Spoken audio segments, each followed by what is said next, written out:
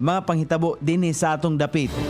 Mga panghitabo nga mo'y makapaikag sa katawhan nga mabinantayon sa lakat ug dagan sa panahon karon.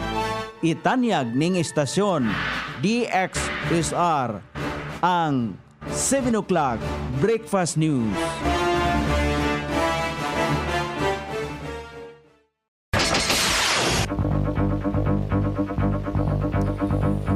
Igala, kumusta? May buntag Iligan, may buntag Mindanao, may buntag Pilipinas. Adlaw Miyerkules karon pitsa 20 ni buwan sa Mayo ning tuiga 2026.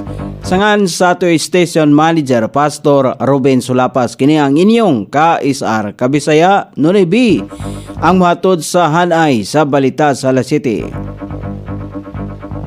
O karon sa uluhang tudling sa ato mga balita, liburer sa fish landing, sikop sa bypass operation.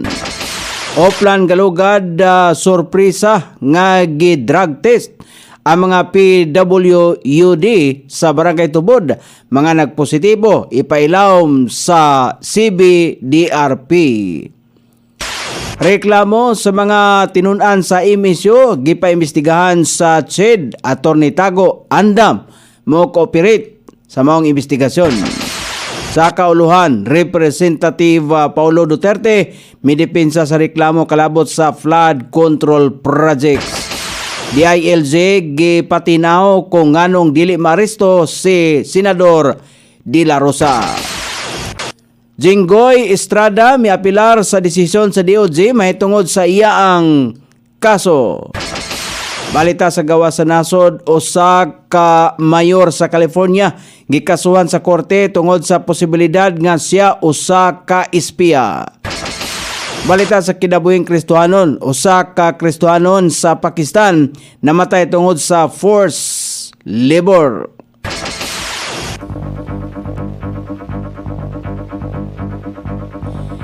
Kini ang uluhang tudling sa atong mga balita nga dalit karto ning istasyon DXSR 106.7 sa inyong FM dial. Ang bugtong radyo sa dakbayan siligan nga nagsibya sa balaang kasulatan, pinasubay sa inspired and preserved, not simply dictated King James Version sa Anchor Broadcasting Corporation. O karon sa kompletong detalye, dakpan ang usa ka laborer sa fish landing human sa gihimong bypass operation sa mga sakop sa kapulisan sa Police Station 4 dito sa iyang panimalay sa Purok 9, Barangay Tambakan. Na ilang sospek nga si alias Nistor kinsa nakuhaan sa mga operatiba og usa ka pakete sa gituang shabu nga nagkantidad og 200 pesos pinaagi sa usa ka entrapment operation. Atol sa gihimong pag-inspeksyon, na-recover sa iyang posisyon ang dugang 8 ka mga pakete sa illegal nga droga. Bisan pa man og sa sinugdanan, nagdumili ang sospetsados pag-angkon sa salaod. Wala na kini nakalihok sa dihang gipresentar sa kapulisan ang mga na-recover nga drug paraphernalia. Subay sa gihimong investigasyon, giangkon ni Nestor nga kasagaran sa iyang mga kliyente o customer mao ang mga naasoy, ang mga driver sa naasoy dapit. Kasamtangang gipreso ang suspek sa Police Station 4 samtang giandam na ang formal nga pagpasaka og kasong paglapas sa Comprehensive Dangerous Drugs Act of 2002.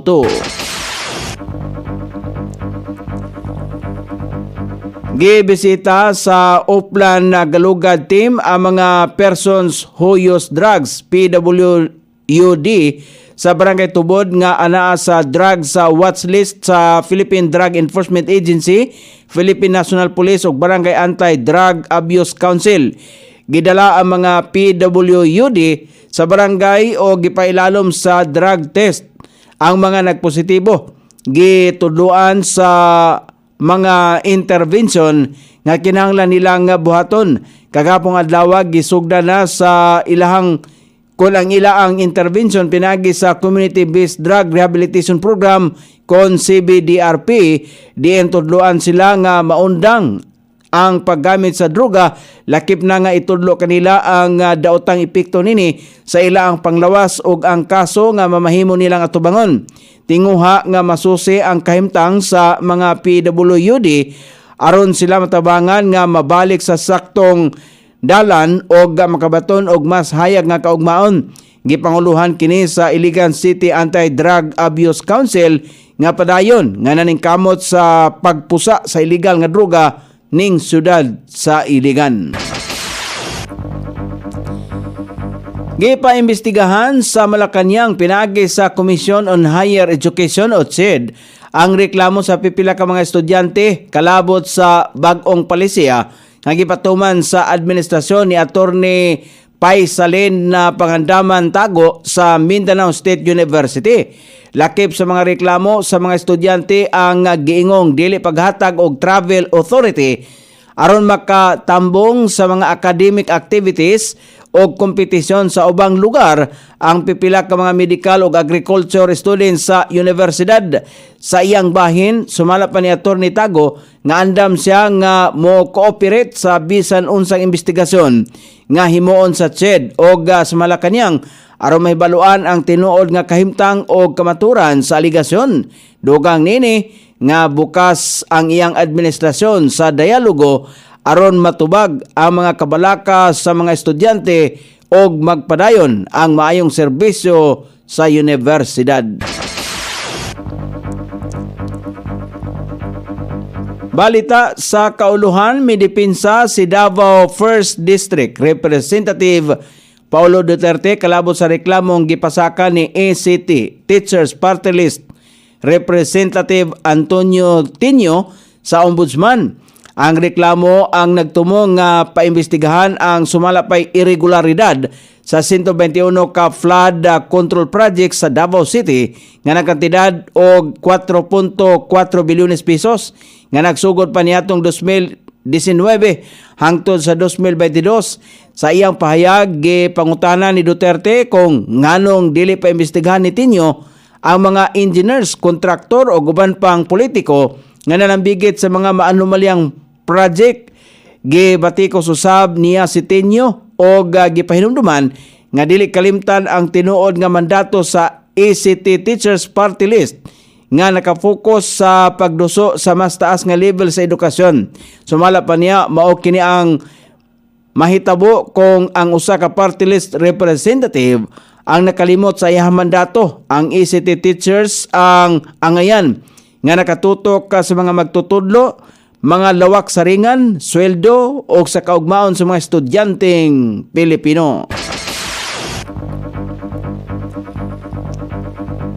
Gipatinaw sa Department of the Interior and Local Government nga ang wala pag-aresto kang Senador Ronald Bato de la Rosa ang dili tungod sa kakulangan sa kagustuhan nga ipatuman ang balaod, kundili nakabase sumala pa sa gipatuman nga legal nga proseso. Sumala pa sa DILG ang nahimong basihanan sa ahinsya mao ang Section 17 sa Philippine Act on Crimes Against International Humanitarian Law, Genocide and Other Crimes Against Humanity nga gilakbitan usab sa Department of Justice. Sa ilalom sumala pa nini nga balaod, mamahimong isurrender ang usa ka individual sa International Criminal Court ICC o husayon kini sa lokal nga hukmanan sa Pilipinas kung adunay tukmang warrant kalabot sa crimes against humanity. Gihatagan og katinawan sa DILG nga gitahasan ni Presidente Ferdinand Marcos Jr. ang mga tukmang ahinsya, lakip na ang Philippine National Police nga hulaton una ang mga mamahimong hukom sa Supreme Court ayha magpahigayon og unsa mang aksyon apan sa pagkaron wala pay mando gikan sa hukmanan sa nasod. Nauna nang gisulti ni Justice Secretary Frederick Vida nga walay gipagawas nga manhunt order batok kang De La Rosa. Gipamugos pa sa DILG nga ang ilaang lakang ang dili kawalay aksyon kundili pagsunod lamang sa konstitusyon, due process o rule of law sa Pilipinas.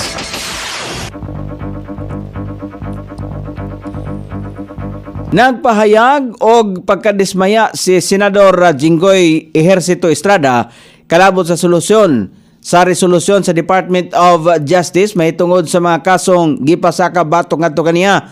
Sumala pa sa senador kini ang usa ka dili madawat nga panghitabo o gitawag niyang dili makatarunganon, ilabi na nga tataw ang gikaingon sa Senate Legislative Budget Research and Monitoring Office nga walay record nga siya ang nagpasulod sa unsamang insertions sa nasudong budget alang sa 2025. Gilakbitan usab ni Estrada nga mismong si Senador Panfilo Lacson, chairperson sa Blue Ribbon Committee, ang miila sa naasong impormasyon isip mahinungdanong nga bahin sa mga isyong gibato-batok ngadto kaniya. Tungod dinhi niadtong Mayo 15, nagpasaka siya og omnibus motion sa DOJ aron subling buksan ang preliminary investigation sa mga kasong gipasaka sa National Bureau of Investigation kalabot sa flood control project. Tumong sa motion nga mahilakip og pagatun-an ang dugang ebidensya nga makatabang sa patas og positibong pagdesisyon sa mga reklamo. Gipamugos sa senador nga ang pagpangayo og due process o katarungan nga susihon ang tanang ebidensya ug opisyal nga findings ayha magpagawas og konklusyon.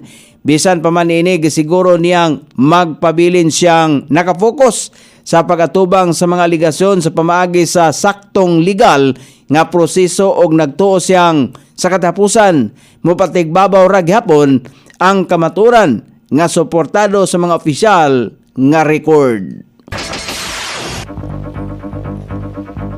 O karon sa balita sa gawas sa nasod, usa ka babaeng nagpaila nga mayor sa usa ka dakbayan sa California sa nasod sa Amerika ang gikasuhan human nga gituang espiya kini alang sa gobyerno sa nasod sa China. Ang nasoing mayor mao si Eileen Wang, 58 anyos, nga nahimong mayor sa dakbayan sa Arcadia sa California nga nagserbisyo alang sa 50,000 ka mga katawan. Ang naasoing mayor nagplead og guilty sa iyang kaso og niangkon nga nahimo siyang illegal agent sa Chinese government diin siya hukman og 4 ka tuig nga pagkabilanggo. O karon sa balita sa kinabuhing Kristohanon, usa ka 33 anyos nga Kristohanon nga sanitation worker sa nasod sa Pakistan ang gikatahong namatay human nga mahanggab kiniini ang toxic gas tungod sa forced labor. Ang nasong Kristohano namatay samtang anaa sa 25 ka pulgada nga mainline sewer. Bisan pa man nga kabalo siya, kung kabalo ang nasong Kristohanon nga delikado ang iyang trabaho, wala siya mabuhat tungod kay dili siya kasulod og laing trabaho. Usa siya sa mga bagong biktima sa mga Kristohanon nga sanitation worker nga namatay tungod sa kadelikado sa naasoing trabaho. O karon sa kahimtang sa pagbanabana sa dagan sa panahon, Easterless may makapiktar sa Southern Luzon o Visayas. Ang Visayas may maropa og Bicol Region, Metro Manila o ubang bahin sa nasod ang makatagamtam o manag-umon nga kalangitan ginagmay nga mga pag-ulan dala sa easterless o localized thunderstorm. Sukod sa temperatura diri sa dakbayan siligan, ang kabugnaon ana sa 25 ug ang kainiton mosangko sa 32 degrees centigrado. Ang adlaw misilang kaniya sa alas 5:27 ug mosahop unya sa alas 6:18 sa sayong takna sa kagabion.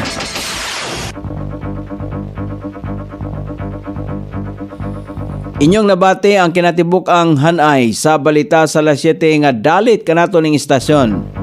DXSR 106.7 sa inyong FM dial. Ang bugtong radyo sa dakbayan siligan nga nagsibya sa balang kasulatan, pinasubay sa inspired and preserved, not simply dictated King James Version sa Anchor Broadcasting Corporation. Sangan sa tigsuwat sa atong balitang internasyonal ug sa kinabuhing Kristohanon, Pitzan sa balita lokal, Coney Island. Sa ato station manager, Pastor Robin Solapas, kini ang inyong KSR Kabisaya Nonibi. Magpasalamat ug mingon. Maayong buntag, Iligan.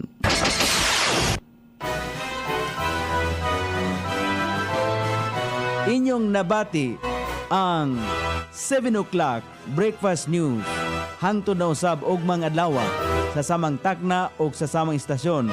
Daghang salamat sa iyong pagpaminaw ug maayong buntag.